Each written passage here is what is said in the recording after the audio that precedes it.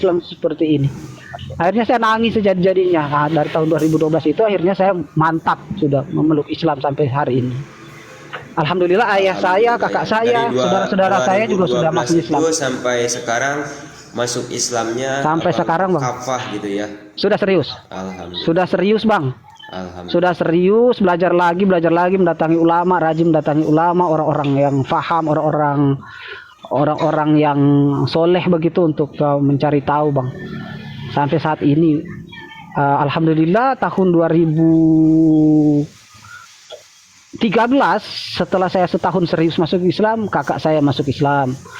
Kemudian paman saya masuk Islam di 2014. Kemudian ayah saya masuk Islam di tahun 2021 kemarin. Sorry, 2022 kemarin. 2022 kemarin. Itu baru memang saya benar-benar, aduh, nangis haru, dah nggak bisa dilukiskan lah, Bang. Ternyata Islam nggak seperti itu. Jadi kalau ada yang bilang saya masuk Islam karena benci kitab lama atau agama lama dan mencintai agama baru atau yakin kepada agama baru, nggak benar.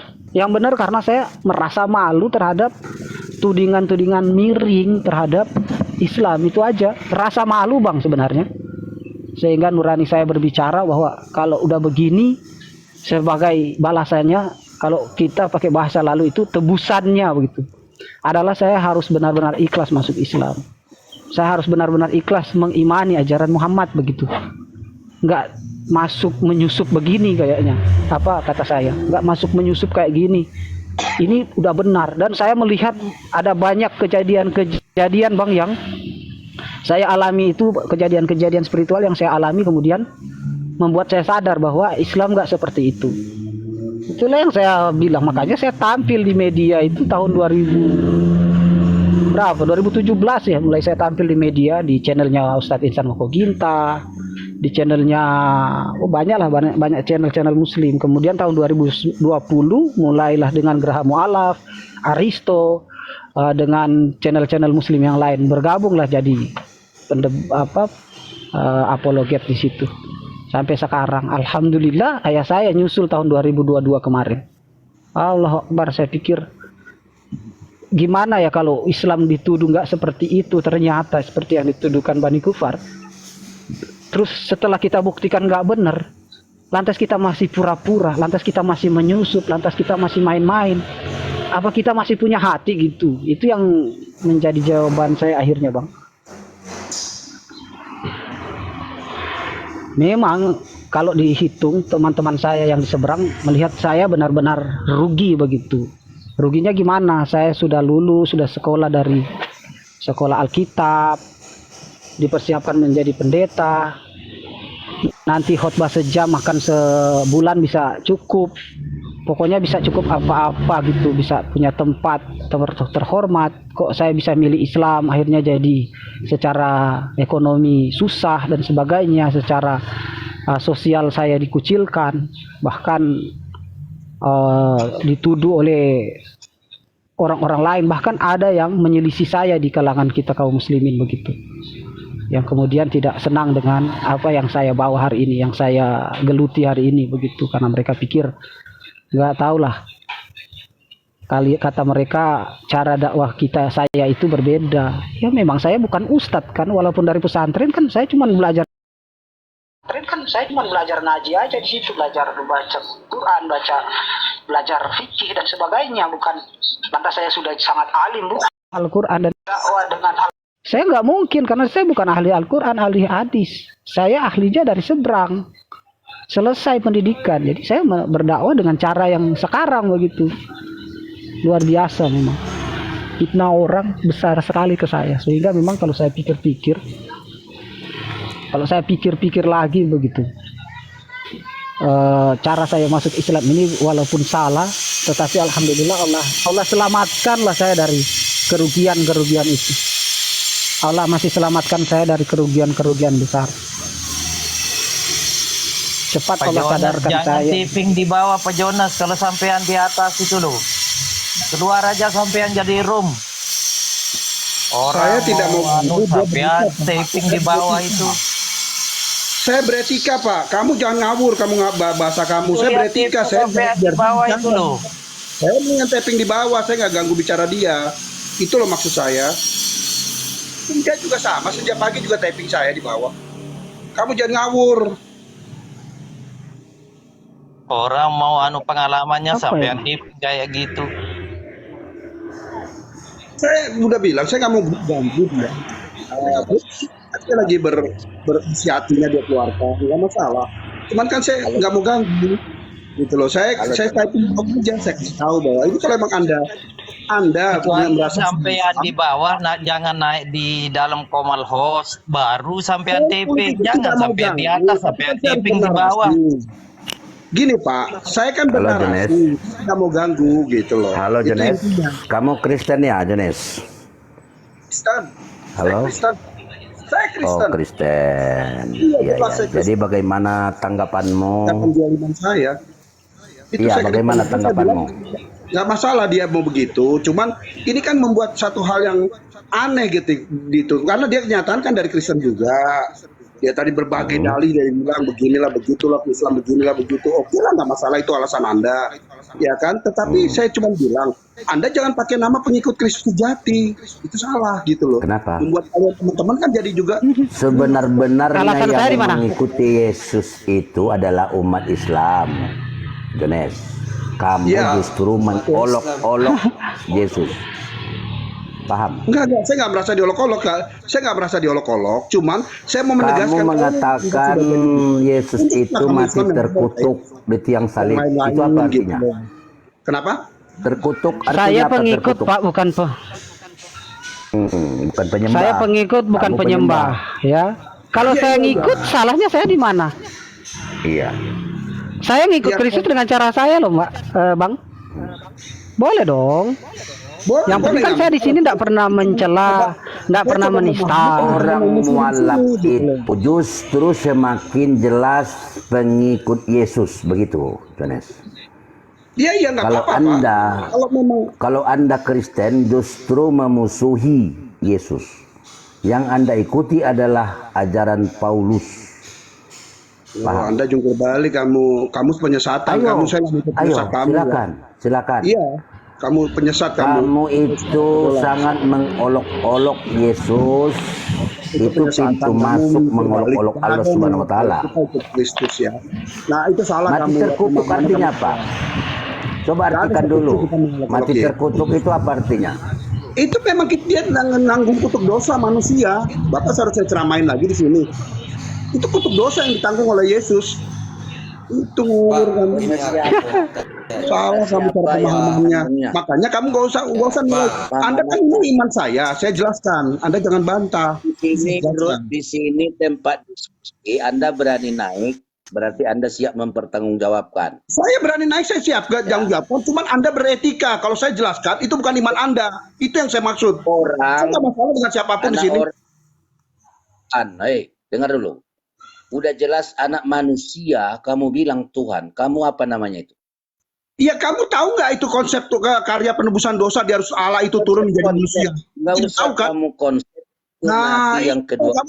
Allah kamu di Menara Gading, beda itu. Allah kami mengasihi umatnya, turun dia menjadi manusia. Itu ya Pak, makanya dia manusia. Gitu loh. Ya, udah turun kau. Kau mengganggu aja kau.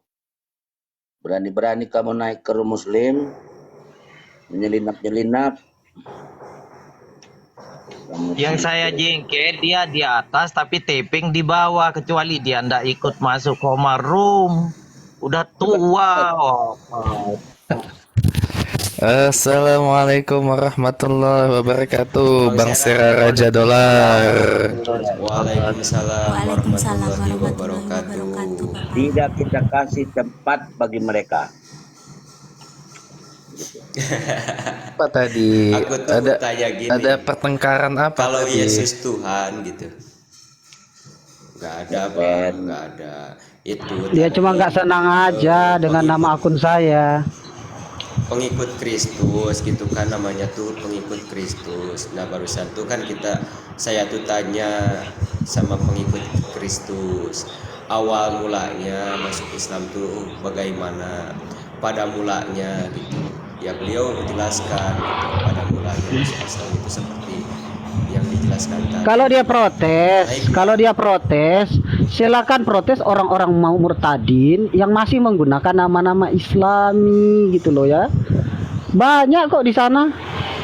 Kolong itu yang bisa yang dikatakan Yesus bisa melihat selumbar di mata saudara tapi balok di matanya sendiri tidak. Emang kalau saya mau mengikut Kristus dengan cara yang ditunjuk oleh Rasulullah Sallallahu Alaihi Wasallam salah. Kalau dia mau mengikut Kristus dengan caranya yang dibawa oleh Paulus ya terserah dia, kan itu suka-suka dia. Orang Muslim saja di sini aman. Saya jadi pengikut Kristus ala Rasulullah Muhammad aman kok oleh orang Islam. Konten ini. Itu klaim saya. Yang penting saya tidak menista agamamu atau kamu tidak menista agamaku, kan begitu. Ya, awas kita, hati-hati kayak nih, kita. ada wanita pemecah belah nih, Cika namanya. Hati-hati nih. Dia ngirim muslim buat memecah belah kita ini. Murid-muridnya udah banyak ini. Cika ini, hati-hati. Ngapain Anda? Sabar ya Johannes. Saya tidak protes pengikut Kristus. Hanya saya minta dia menghargai. Kenapa kamu repot-repot saya harus menghargai saudara saya yang muslim? Saudara muslim saya di sini dari tadi aman-aman saja dengan nama saya. Kan sudah saya jelaskan. Memang ada 1-2 muslim juga di sini yang kemudian bertanya kenapa nama akun saya begini. Sudah saya jelaskan, mereka udah paham dan tenang. Kau aja naik-naik, typing, naik-naik udah ribut. Masalah apa saya dengan kau? Saya tidak menista dari tadi. Saya katakan saya juga sebenarnya masuk udah Islam tahu tidak Pak karena John siapa yang namanya pengikut Kristus ini, saya sudah tahu. Cuman saya nggak berani buka kartu aja. Saya nggak berani sebut aja. Saya tahu orang ini Pak Jones. Saya kalaupun memang saya masih mengaku bahwa saya pengikut Kristus, tetapi dengan cara Rasulullah Muhammad Sallallahu Alaihi Wasallam, ya salah saya di mana? Kalau Anda ingin mengikuti Kristus dengan cara Rasul Musi Paulus, ya itu hak Anda. Saya nggak boleh jingkrak-jingkrak di sini. Saya nggak boleh menista Anda. Karena Itu kan orang hak Islam Anda. itu kan, orang Islam itu kan pengikut Kristus gitu. Tapi bukan pengikut Yesus. Iyalah. Pengikut Isa. Iyalah. Dengan Isa cara kan Kristus itu kan. Rasulullah Sallallahu Alaihi Wasallam. Iya, Kristus itu kan artinya bukan. Kristus itu kan gak harus Yesus. Kristus itu kan gak harus Yesus. Kristus itu kan artinya apa? Kristus itu artinya yang diurapi. Di dalam Bibelmu yang diurapi bukan Kristus doang. Raja Daud naik tahta diurapi, Raja Salomo naik tahta diurapi. Arti Kristus itu kan yang diurapi. Para nabi-nabi, orang-orang kudus di dalam Alkitab yang menurut kalian kudus di dalam Alkitab itu juga diurapi. Saul diurapi, semua diurapi. Kristus Yesus pun dikristuskan atau diurapi. Kristus itu artinya yang diurapi. Ya saya nggak harus mengikut Yesus. Kristus itu kan ada banyak. Nah kalau saya mengikut Kristus yang ada di yang ada sebelum adanya Rasul Muhammad, dengan cara akhirnya saya ikutnya dengan cara Muhammad, ya itu adalah hak saya. Saya berani mengklaim saya pengikut Kristus until now, termasuk saya bisa mempertanggungjawabkannya di hadapan kaum muslimin. Begitu, bahwa saya pengikut Kristus sejati, dan bahwa pengikut Kristus sejati adalah kita umat muslim. Kenapa? Karena yang diajarkan Kristus adalah tauhid, yang diajarkan Kristus adalah menganggap dia sebagai nabi, dan harusnya seperti itu. Ajaran Kristus itu diteruskan oleh Muhammad SAW. Dan cara saya nggak harus ikut Kristus itu dengan cara Paulus atau cara Yesus atau cara Sulaiman atau cara Daud. Enggak. Cara yang saya ikuti sebagai pengikut orang-orang yang diurapi itu adalah dengan cara Sang Kristus sejati. Siapa Kristus sejati? Muhammad Kristus sejati. Kenapa saya bilang Muhammad Kristus sejati? Dia juga diurapi oleh Rohul Kudus. Rohul Kudus itu Jibril. Dan itu adalah keyakinan saya. Nggak boleh dong Anda intervensi keyakinan saya sebagai pengikut Kristus sejati, yaitu Muhammad Sang Kristus sejati. Karena Muhammad nggak hanya diurapi oleh minyak dan urapan, tetapi diurapi oleh Rohul Kudus, dijama oleh Rohul Kudus langsung. Siapa Rohul Kudus? Jibril alaihissalatu wassalam. La ilaha illallah. Mana lo Pak De? Piye toh? Nggih Mbah Fikri. Aduh. Bang, kata jamak Gimana toh? langsung ketawa-ketawa. Dijamak, aduh ya. Emang Kristus itu Yesus doang? Saya tanya sama umat-umat Islam di sini di Komal ini. Emang Kristus itu cuman Yesus doang? Kayak semua Pertanyaan. para nabi, Bang. Kayak semua para Itu dia. Muhammad pun adalah Kristus. Lah, dari mana Kristusnya? La haula wala quwata illa billah. Kristus itu artinya yang diurapi. Enggak mesti yang dikatakan diurapi itu diurapi dengan minyak dan minyak urapan, minyak wangi atau minyak kamar bedulah. Enggak harus diurapi oleh Rohul Kudus. Juga itu Kristus namanya. Urapan Rohul Kudus. Rohul Kudus yang kita yakini, Roh Kudus adalah Jibril. Jibril kemudian menatangkan tangan kepada Rasulullah supaya paham dengan apa yang dia sampaikan. Ngono loh. Jadi Rasulullah Muhammad juga adalah Sang Kristus sallallahu alaihi wasallam. La ilaha illallah. Jonas sembunyi, Jonas sudah. Wawas pikirannya itu ndak anu itu memang. Kalau narasi itu Nggak masuk akal. Nah, tapi guru besarnya ya ini. Nih, Kak Repos nih. Kak Repos sama Cika. Nah, ini nih si Cika nih pemecah belah bangsa ini. Ngutus muridnya si Kak Repos buat bantai si PKS ini. Udah pecah belah Islam, pecah belah bangsa lagi.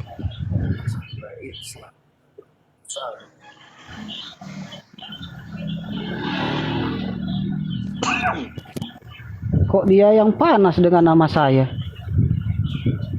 Mau tidak mau orang Islam harus mengakui bahwa Nabi Muhammad juga adalah orang yang diurapi oleh Tuhan, oleh Allah melalui Rohul Kudusnya.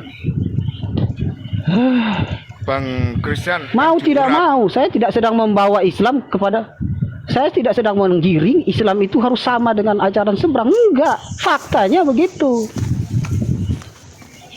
Ini Kalau untuk tidak karena menguatkan, diurapi oleh Rohul Kudus, tidak mungkin dia bisa tahu Iqra bismi rabbikal ladzi khalaq. Nggak mungkin dia bisa tahu kejadian sebelum Islam. Nabi-nabi sebelumnya yang mana Rasulullah katanya tidak yang tidak bisa baca, tidak mungkin bisa membaca Taurat, Injil dan Zabur sehingga menyalinnya kembali, mengarangnya ke dalam Al-Qur'an. Nggak mungkin. Wong di sekolah saja pelajaran mengarang aja itu sudah harus kelas 3, kelas 4 SD ke atas baru bisa mengarang. Kalau enggak masih baca tulis. Kelas 3, 2, 1 itu masih baca tulis, Pak. Enggak bisa mengarang. Seandainya pun dikarang harus butuh pendidikan tinggi untuk bisa mengarang Al-Qur'an yang 114 surat. 6 ribuan ayat itu harus pendidikan tinggi. Jadi kalau karangan nggak mungkin. Satu, yang kedua, kalau bukan urapan Rohul Kudus, kalau bukan dituntun oleh Rohul Kudus alias Jibril alaihissalatu wassalam, nggak mungkin Nabi Muhammad bisa sepintar itu. Yang mana hari ini kita menyelidiki Al-Quran seiras, sepantar, dan sejalan dengan ilmu pengetahuan. Sains gitu kan, Bang. Nggak mungkin orang, iya, oleh sains. Nggak mungkin kalau orang nggak sekolah bisa tahu itu kalau bukan karena urapan Roh Kudus. Urapan itu namanya Kristus. Bahasa Yunani Kristos artinya diurapi. Itu saya sudah menjelaskan berkali-kali di seluruh Komal, kok masih aja dipermasalahkan. buat nambahin Jelaskan sama orang Islam sekali Ya. saya jelaskan aman. aman. Ya, ini saya kuatkan lagi ya, Bung Fikri atau Bung Philip ya. Apa yang dikatakan oleh Yesus dalam Bibelnya itu ditegaskan lagi dalam Al-Quran gitu loh. Apa yang udah ditegaskan seperti menyembah satu Tuhan, tauhid, jangan nyembah tiga Tuhan. Kemudian masalah bersujud, ya bersuci. Baptis itu bahasa Yunani, baptizo, artinya berwudu itu. Bukan diceburin ke kolam itu. Lain urusannya. Ya jadi gitu sih untuk nguatin apa yang disampaikan oleh Bung Philip tadi. Oke, standby. Berkubang bang itu bang, kalau baptis versi Oten itu berkubang itu. Jawab ya, sampean udah diurapi nggak Om? Sudah berkali-kali, 5 kali saya mengurapi diri saya sendiri dengan urapan. 5 kali sehari. Assalamualaikum warahmatullahi wabarakatuh. Waalaikumsalam warahmatullahi wabarakatuh. Waalaikumsalam warahmatullahi wabarakatuh. Tuhan bersiul terus. Ganti yang lain ya. Aku turun dulu ya. Nanti aku masuk lagi. Silakan Ustaz. Assalamualaikum warahmatullahi wabarakatuh. Waalaikumsalam warahmatullahi wabarakatuh, Bapak. Waalaikumsalam warahmatullahi wabarakatuh. Ayahandaku di Riau. Masya Allah. Masya Allah. Ini saya jelaskan. Pripun Pripun kabare Pak De? saya diserang sama Otet. Alhamdulillah sehat. Alhamdulillah. Ya bahkan Rasulullah itu pernah dioperasi ya sama malaikat Jibril ketika mau Isra Mi'raj tuh. Pasti semua orang Islam tahu mengenai kisah ini ya. Tahu lah. Ya, dibersihkan hatinya ketika mau menjalankan Isra Mi'raj itu. Nah, itu sendiri kan sudah membuktikan bahwa Rasulullah itu adalah Mesias. Dan Mesias itu bukan cuma Yesus. Seperti Daud, Mesias, Kristus. Siapa lagi? Kores, Kristus. Efraim, Kristus. Jadi Kristus bukan cuma Yesus. Cuma kan kadang makanya saya jelaskan ini si Jones aneh-aneh. Di akhir Filipus. Kristen ini kadang salah mengartikan Mesias. Salah kaprah. Ya, Mesias Enggak, itu diartikan, mereka memang minim perbendaharaan ilmu. betul. Jadi Mesias itu diartikan sebagai apa? Tuhan yang menjelma menjadi manusia. Padahal dalam konsep keyahudian bukan seperti itu. Mesias ini seorang raja yang digadang-gadang, yang diurapi ya, yang digadang-gadang untuk membebaskan Yerusalem. Mana ayatnya? Daniel 9 ayat 25. Semenjak firman itu keluar, Yerusalem akan dipulihkan. Jadi yang diharapkan orang Israel, orang Yahudi itu bukan penebusan dosa. Nggak ada orang Yahudi mengharapkan dosanya ditebus melalui Tuhan datang ke dunia, itu nggak ada. Karena bagi Yahudi membakar tai sapi sudah cukup untuk bisa menghapus dosa. Keluaran 29 ayat 14. Tetapi daging lembu jantan itu kulit dan kotorannya haruslah kamu bakar dengan api di luar kemahmu sampai habis. Itulah penghapus dosa, korban penghapus dosa. Ya kan? Nah, orang Israel ini sudah punya prinsip. Saya bakar tai sapi, selesai dosa saya. Jadi bagaimana mungkin, ya kan? Bagaimana mungkin orang Yahudi masih punya pengharapan dosanya ditebus melalui tumbal, ya kan? Nggak mungkin, Yahudi nggak punya pemikiran seperti itu. Lagian Yahudi, Bukan, kalian nyerang saya di sini. Kalian seantero menyerang saya di sini, baik pun Oten maupun Muslim di sini tadi kan. Hajar tuh nih Pak Desugi. Hajar juga semua ini yang nanya-nanya ke saya tadi, teman-teman Muslim juga. Oh, tadi dulu Bung Fikri, tenang dulu. Ada Oten di mari nih. Ada penyembahan orang tuh di atasnya Bung Fikri no. Saya hanya mau bertanya kepada James ini, kenapa kamu ada masalah dengan saya? Udah banget. Oh, ada banget. Kenapa memang? Oh, ada banget. Banyak malah. Kenapa memang? Saya enggak ya. Dengan kamu, hah? udah, supaya kita tertib. Ayo kita dialog baik-baik. Yuk. Dialog, setuju. Nggak perlu Manut ya Isugi, manut. Derek, kalau derek ya isu. Membahas yang tidak berguna. Ya. Dia ini suka fitnah orang, suka menghujat lagi. Udah Mbak Cika. Ayo kita dialog baik-baik supaya yang menonton ini bermanfaat. Yang nonton ini pakai pulsa ya. Jadi jangan kita sia-siakan. Udah. Silakan ambil tema. Silakan ambil tema. Apa temanya? Ayo. Silakan ambil tema. Orang baru masuk dia langsung ngomong kayak gitu dia. Ya udah dimaafin. Katanya orang Kristen ini kan kasihilah musuhmu seperti kamu mengasihi dirimu sendiri. Dah ya dimaafin. Memang saya kalau dia saya di mana-mana pasti ada dia juga. Masih saya berlihat sih. Kembali ke ajaran kasih, Mbak Cika, kembali ke ajaran kasih. Kasihilah musuhmu sebagaimana kamu mengasihi dirimu sendiri ya. Sudah dimaafin. Ayo kita ambil tema yuk. Saya ini orangnya sangat baik, sangat Oh baik. iya, percaya. Udah. Ya udah. Kalau dia suka cari hal sama saya dia nih. Di mana-mana saja dia. Aduh, udah. Jadi jangan biarkan netizen ini mendengarkan sesuatu yang tidak berguna. Mereka nonton kita itu pakai pulsa. Ya, kita hargai pengorbanan mereka. Ayo, kita dialog dengan baik. Yuk.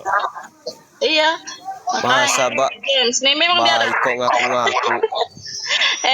bukan ngaku-ngaku sih, tapi memang saya selalu baik dengan si James, tapi James ini mulutnya kayak perempuan. Pokoknya dia tuh tidak nyambung juga, suka menghujat, suka menghina, suka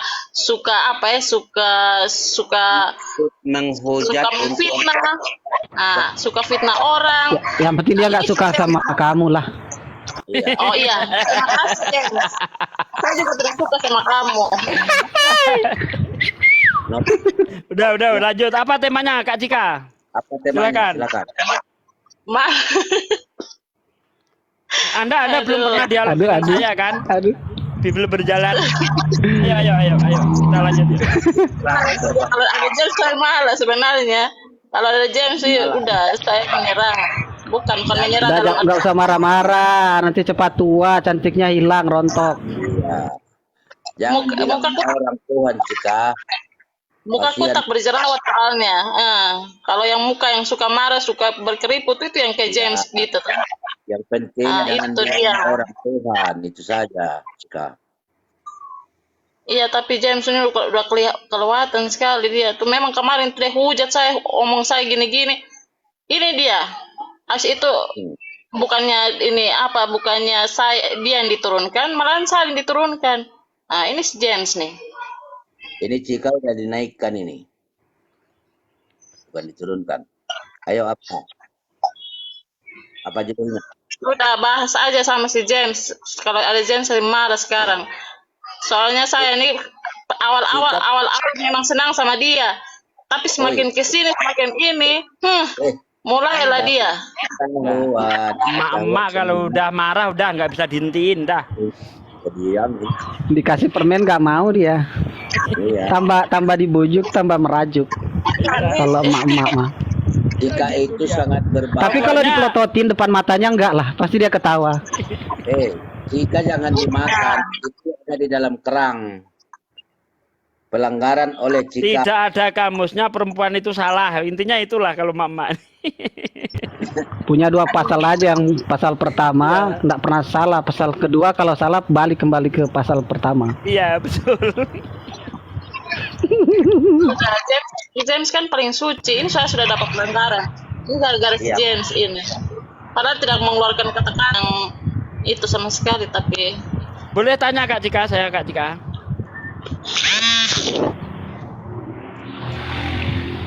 Kak Cika, boleh enggak saya tanya nih biar cair suasananya nih. Boleh. Enggak, jangan situ yang jawab, biar Kak Cika lah yang jawab. Mama kalau merajuk caranya itu pelototin depan matanya. Pasti ketawa. Kalau udah ketawa udah selesai itu. Dunia jadi nyaman. Dunia akan baik-baik saja sudah itu. Pakai lembaran warna hijau, biru. Wah, itu baru senyum dia. Kena pelanggaran dia.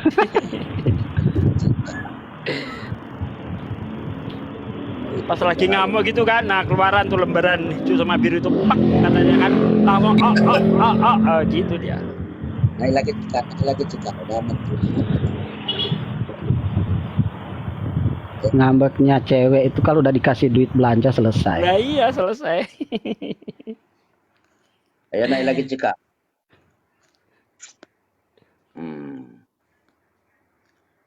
Jadi kita lanjutkan lagi ya perbincangan tadi ya biar suasananya hidup gitu. Lanjut. Jadi orang Yahudi itu ya, saya ulangi lagi, orang Yahudi itu tidak pernah meyakini bahwa dosanya itu ditebus. Kenapa begitu? Karena di dalam kitab Yehezkiel 18 ayat 18 sampai 20 itu jelas sekali bahwa dosa itu ditanggung masing-masing. Dosa anak tidak ditanggung dosa bapak tidak ditanggung dosa anak. Yang bertobat yang akan mendapatkan berkat, yang berdosa yang akan mati. Itu sudah dipegang oleh Yahudi itu. Kemudian kalau Ini kita kok lihat Tuhan lagi bersiul terus.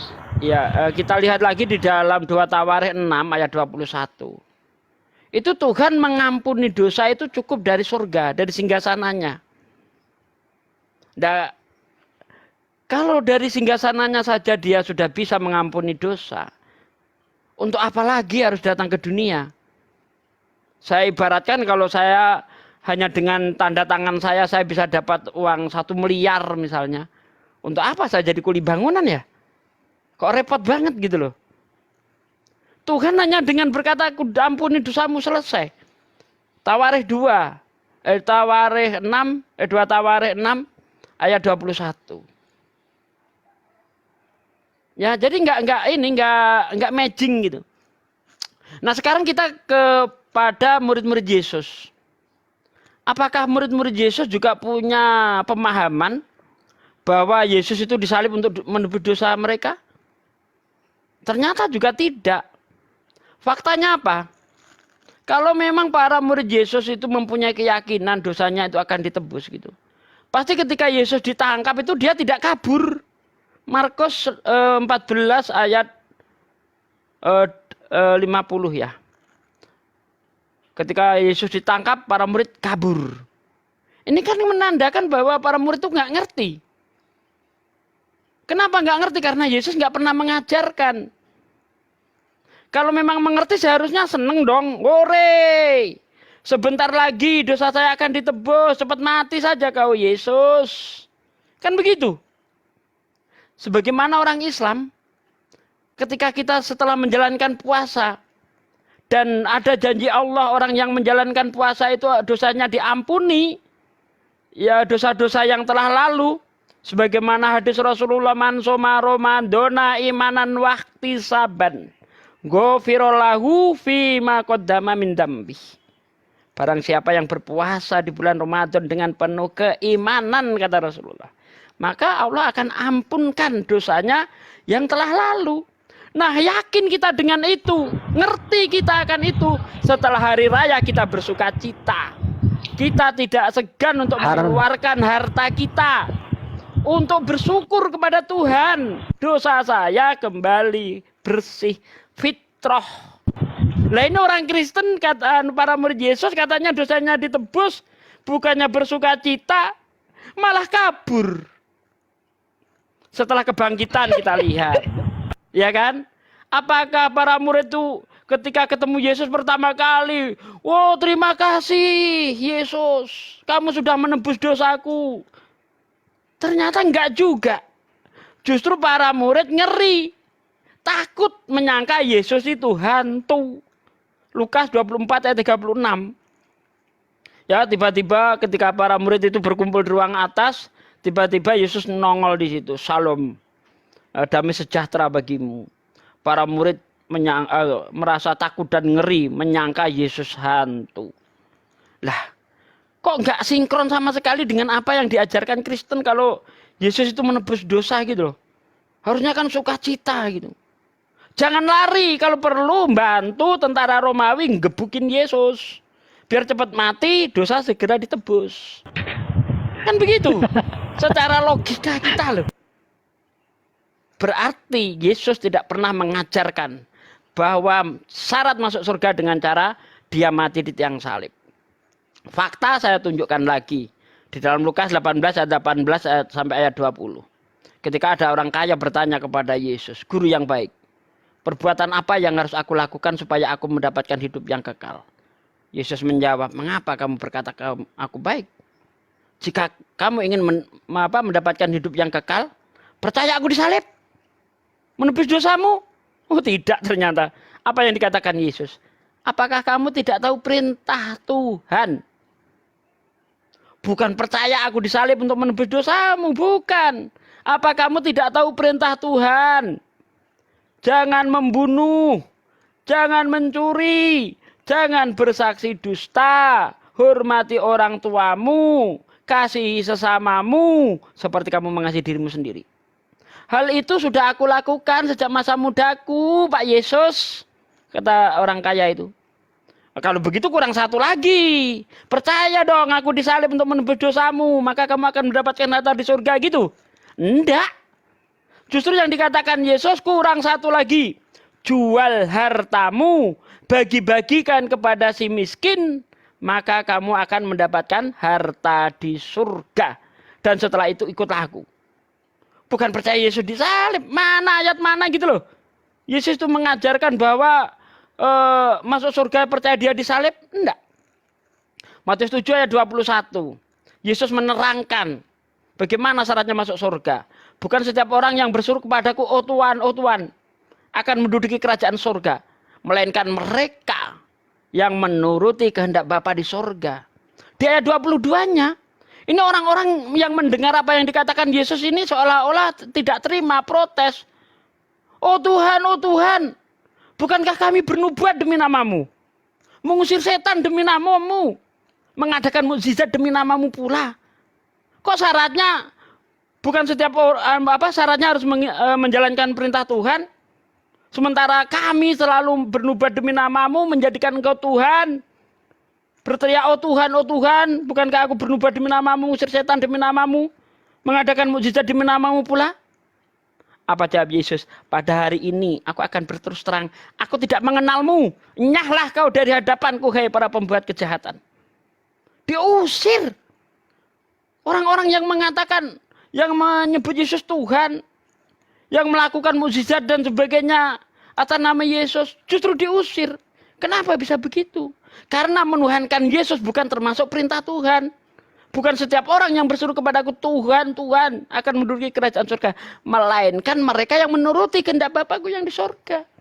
Kehendak Bapa di surga mana yang menyuruh menyembah Yesus? Apa kehendak Bapa di surga? Itu tadi. Lukas 18 ayat 18 sudah saya sebutkan. Jangan membunuh, jangan bersaksi dusta, hormati orang tuamu, kasih sesamamu, bagi-bagi harta. Itu. Perintah Tuhan itu, jalankan itu. Bukan percaya Yesus disalib. Gimana ceritanya? Nggak ada Yesus menerangkan itu. Itu ajaran Paulus. Jika kamu percaya dengan mulutmu, Yesus itu adalah Tuhan, ya mati dan bangkit di antara orang mati pada hari yang ketiga, kamu akan diselamatkan. Itu mah Paulus punya kerjaan. Bukan ajaran Yesus. Monggo, Akhi Belibus, dilanjut biar hidup suasananya. Nah, tuh cuman itu aja. Standby. Halo, Assalamualaikum. Waalaikumsalam warahmatullahi wabarakatuh. Waalaikumsalam warahmatullahi wabarakatuh, Bapak. Terdengar, Bapak. Halo. Assalamualaikum. Waalaikumsalam warahmatullahi wabarakatuh. Pak Ridho. Nah, saya mau tanya sama Pak Sugi nih. Pak. Oh ya, dia udah Muslim ya. Ya lanjut dulu. Boleh nanya ya Pak Sugi ya. Iya. Itu tadi ada narasi itu pada hari ini aku akan berterus terang. Pertanyaannya selama ini apa nggak terus terang gimana? Ya, Yesus berkata di dalam Yohanes 16 ayat 12. Banyak hal yang harus aku sampaikan kepadamu, tetapi kamu tidak sanggup untuk menanggungnya. Jadi ketika Yesus datang yang pertama kali itu, ya, dia ini belum menyampaikan dengan sepenuhnya. Bahkan para murid ini tidak ngerti apa yang disampaikan Yesus. Karena Yesus itu menyampaikan ajarannya itu dengan kiasan. Sebagaimana yang tertulis di dalam Yohanes 16 ayat 25. Sesungguhnya aku berkata kepadamu, ya, semua yang aku katakan kepadamu itu dalam perumpamaan. Tapi ada saatnya nanti, ya, aku akan berbicara secara terus terang memberitakan tentang Bapa. Ya, jadi Yesus itu ajarannya ini masih kiasan. Makanya Yesus itu sering menegur muridnya, kamu betapa lambannya kamu, betapa bodohnya kamu. Ya, kamu tidak mengerti. Yesus ini bicara dengan kiasan. Contoh ketika Yesus berkata, Allah itu roh, Yohanes 4 ayat 24 ya kalau nggak salah ya. Allah itu roh, maka beribadalah kamu dalam roh. Nah ini kias. Tapi oleh orang Kristen dimaknai yang sebenarnya. Padahal maksud Yesus, Allah itu roh, itu artinya Tuhan itu tidak kelihatan. Dia gaib. Di mana itu diterangkan Yesus? Yohanes 5 ayat 37. Dia yang mengutus aku, suaranya tidak pernah kamu dengar, rupanya pun tidak pernah kamu lihat. Artinya Allah itu gaib, Allah itu roh. Nah, bahasa-bahasa Yesus itu enggak dimengerti oleh para muridnya itu. Gitu loh. Sehingga salah persepsi. Sehingga nanti kedatangan yang kedua kalinya dia akan berkata terus terang, aku tidak mengenalmu, nyahlah kau dari hadapanku, hai para pembuat kejahatan. Ada satu ayat lagi. Di dalam Lukas 8 ayat 21-22. Yesus berpesan kepada muridnya. Di ayat 21 para murid itu bertanya, bila manakah hal itu terjadi, Guru? Jawab Yesus, waspadalah. Ya, waspadalah. Karena akan datang banyak orang memakai namaku. Untuk apa? Penyembuhan, pengobatan, ya kan? Sebagaimana mana yang tertulis dalam Matius 7 ayat 22 itu. Banyak orang berseru kepadaku, Tuhan, Tuhan, bukan kami bernubuat demi namamu, usir setan demi namamu, dan sebagainya itu. Ya, waspadalah. Supaya kamu jangan disesatkan. Karena akan datang banyak orang memakai namaku dan berkata akulah dia, dinya dibesar di situ. Ya, kalau di perjanjian baru ada kata ganti dengan huruf besar, itu kalau tidak ke Yesus maka ke Tuhan. Nah, ini kemana ini arahnya ini? Pak De, aku mau Ya, bentar Bang, bentar ya. Di situ Yesus berkata, akan datang banyak orang memakai namaku dan berkata akulah dia, akulah Tuhan. Waktunya sudah dekat, jangan ikuti mereka. Jelas toh pesan-pesan Yesusnya jelas banget. Gitu loh. Tapi karena orang Kristen ini sudah termakan doktrin dari kecil, ya susah. Diajak mikir secara sehat itu susah. Begitu. Ya susahnya ya jangan teman-teman, jangan amat begitu amat juga lah. Ya susah banget. Gitu aja. Udah mana lagi Filipus hilang, aduh. Ya pokoknya masih susah aja. Lanjut sing pertanyaan yuk. Gini Pak De, aku mau tanya dikit aja. Dikatakan Yesus itu Tuhan. Nice. Terus Tuhan itu turun ke bumi untuk ulangi bang. Dikatakan Yesus itu Tuhan.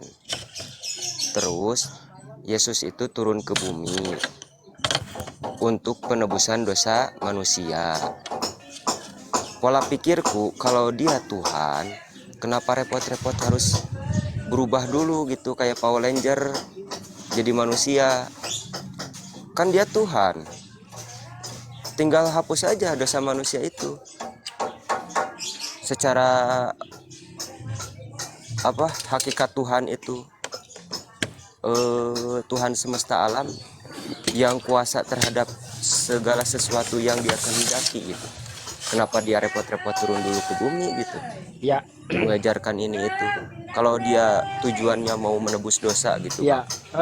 Pak De. Oke. Itu sebenarnya udah saya terangkan tadi ya Bang ya. Jadi kalau dia itu berubah kayak Power Ranger itu bagus, mantap gitu.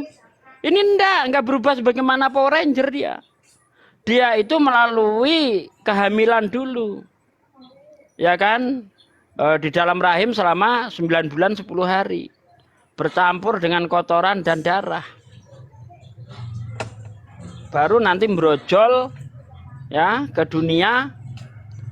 Dari kecil bayi mengalami pertumbuhan secara normal sebagai manusia lainnya, ditetein ibunya dan sebagainya. Kan begitu. Kalau berubah kayak Power Ranger bagus. Ya. Nah, itu enggak seperti itu. Nah, mengenai Tuhan itu bisa mengampuni dosa, betul. Enggak perlu datang ke dunia. Di mana tertulis? 2 Tawarikh 6 ayat 21. Itu ada yang bisa bacakan enggak? 2 Tawarikh 6 ayat 21. Tuhan itu mampu mengampuni dosa itu dari dari kediamannya di surga. Jadi tidak perlu, kalau Tuhan saja mampu mengampuni dosa hanya dengan berkata-kata, ngapain harus repot datang ke dunia gitu loh. Apakah dosa ini sesuatu yang sangat dahsyat gitu? Enggak juga. Ya. Mana lebih susah? Menciptakan manusia atau memperbaiki kerusakan yang dibuat oleh manusia? Tentu lebih susah menciptakan yang pertama kali. Kalau menciptakan manusia saja hanya dengan berkata-kata kun fayakun, jadilah maka jadi. Kok memperbaiki kerusakan yang dibuat oleh manusia, Tuhan bingung. Nggak mungkin seperti itu. Tuhan itu maha kuasa. Kerusakan itu bagi Tuhan kecil. Hapus dosamu, selesai. Nah, kalau di dalam Islam, bagaimana Allah mengampuni dosa? Ya, banyak ayat-ayat seperti yang banyak dalil yang bisa kita sampaikan seperti yang disampaikan Nabi itu kan. Jika kamu berpuasa di bulan Ramadan dengan penuh keimanan, ya maka dosamu akan diampuni. Ya, dosa-dosa yang telah lalu. Selesai toh, gampang di dalam Islam itu ngampuni dosa. Nggak harus capek-capek gitu. Allah itu kalau berkehendak begitu, fayakfiru lima yasha wa yu'adzibu ma yasha wallahu Betul. ala kulli syai'in qadir. Udah beres. Selesai. Masuk surga semuanya. Oh ya, semua pas Allah. Ya, jadi ada bagusnya ketika pengampunan dosa itu ya kan dibebankan kepada manusianya. Supaya apa? Supaya manusia itu menjadi lebih baik. Nah, kalau dosa itu diselesaikan Tuhan, gitu, manusia itu tidak akan segan-segan berbuat dosa. Nah, berbuat dosa lagi lah, udah ada yang ngampunin. Udah ada yang nebus, udah ada yang nanggung dosa saya. Kalau kita enggak, kamu berani berbuat, harus berani bertanggung jawab. Islam mengajarkan bahwa manusia itu harus kesatria, harus gentle. Harus berani bertanggung jawab. Di Kristen enggak. Dia yang berbuat, orang lain yang dijadikan tumbal. Nah, ini namanya pengecut. Kalau kita lihat di dalam kitab Amsal 21 ayat 18. Ini saya setuju dengan ayat ini. Orang fasik dijadikan tebusan orang benar. Pengkhianat dijadikan tebusan orang jujur. Kristen kebalik. Orang benar dijadikan tebusan orang fasik. Orang jujur dijadikan tebusan pengkhianat. Ya kan? Orang baik-baik bersih tanpa dosa katanya dijadikan tebusan untuk pendosa. Ini ajaran dari mana? Coba Amsal 21 ayat 18. Itu setuju saya. Tidak cocok orang benar dijadikan tebusan untuk dosa, itu enggak cocok. Di dalam Islam begitu juga. Orang-orang kafir itu